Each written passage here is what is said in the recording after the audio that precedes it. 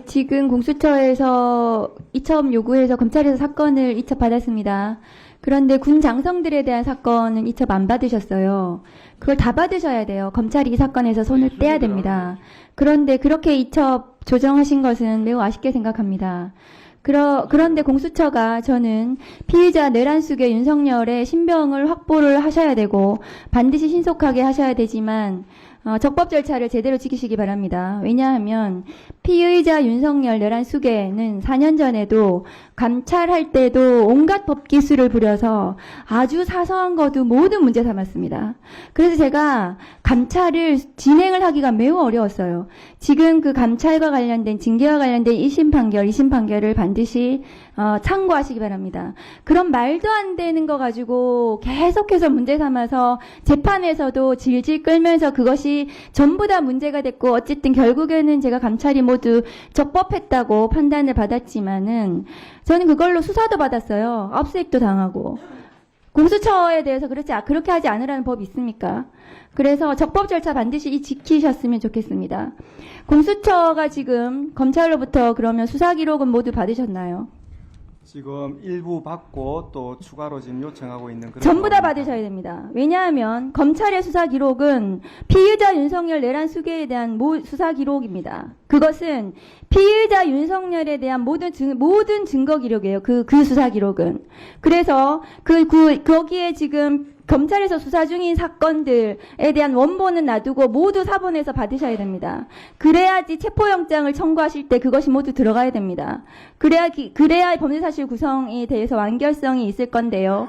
그러면 공수처와 검찰은 피의자에 대한 구속기한을 20일로 지금 조정했다고 언론 보도가 나왔거든요. 그럼 그 20일은 공수처에서 신병을 수사를 하는 겁니까? 아니면 검찰이 언제 보내는 겁니까?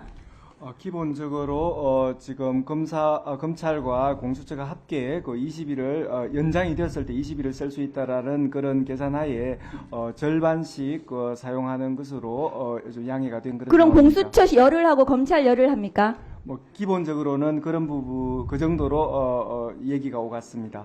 그럼 공수처가 이 사건 수사를 하면 검찰로 사건을 기소를 못하기 때문에 보내셔야 되거든요. 공수처 만일에 특검이 출범을 하게 되면 특검으로 사건을 넘기셔야 되는데 맞습니까? 네. 지금 공수처는 그런 어쨌든 물론 정무적인 판단을 하실 필요는 없겠지만 그런 타임 스케줄도 생각을 해서 이 피의자에 대한 수사를 진행하시는 게 맞는 것 같습니다. 제가 보기에는. 그리고 PPT 좀 띄워주세요. 윤석열 피의자 같은 경우에는 지금 헌법재판 그 서류들도 저러고 있어요. 지금 헌재 사무처장 나와 계시지만 저렇게 지금 13번을 거절을 하고 있고요. 다음 거 보여주세요. 지금 공수처 공수처 관련해서도 지금 전부 다 출석 거부하고 있는 건데요.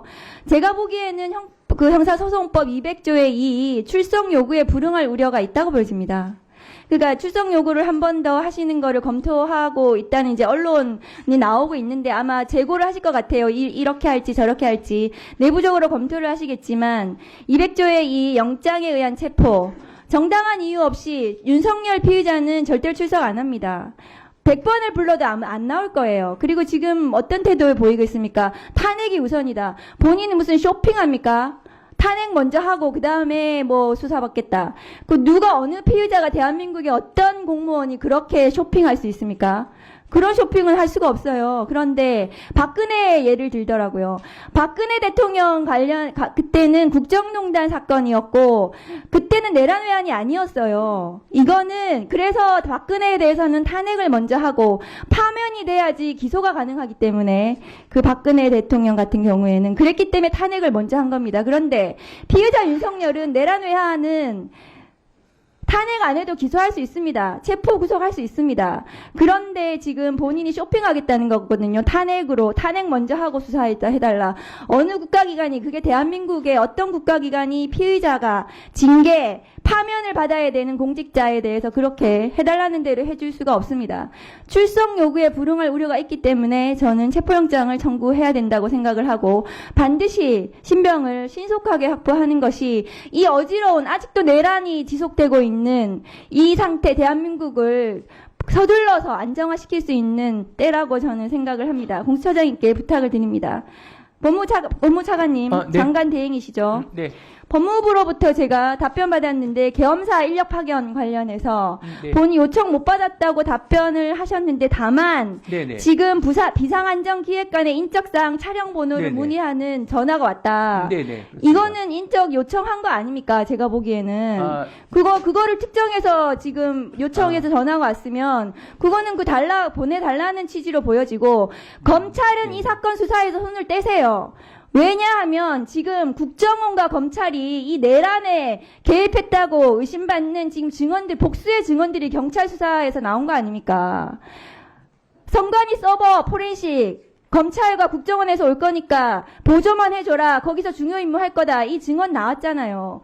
검찰은 검찰 정권이었는데 윤석열 정부가 이 다른 국가기관에 지금 그 배엄사령부에서 파견 요청을 했는데 검찰은 가만히 있었다고요. 검찰하고 미리 공모를 했겠죠. 그러면 이 비상계엄을 검찰은 이 사건에서 손을 떼세요. 더 이상 하지 마십시오.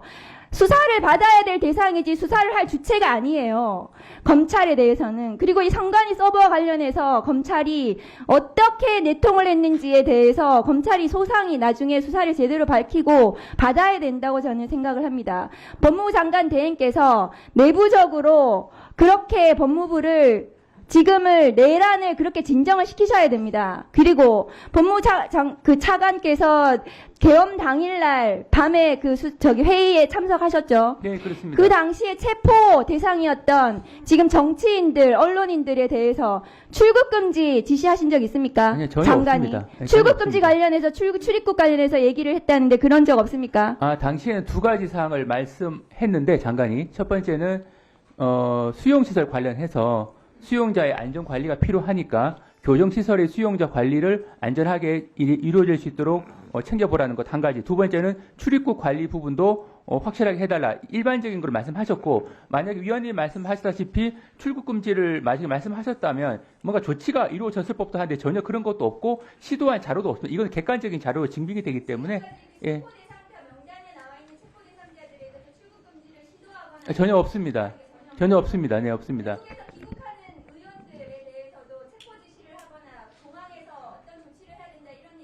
예, 전혀 없는 것으로 알고 있습니다. 네네.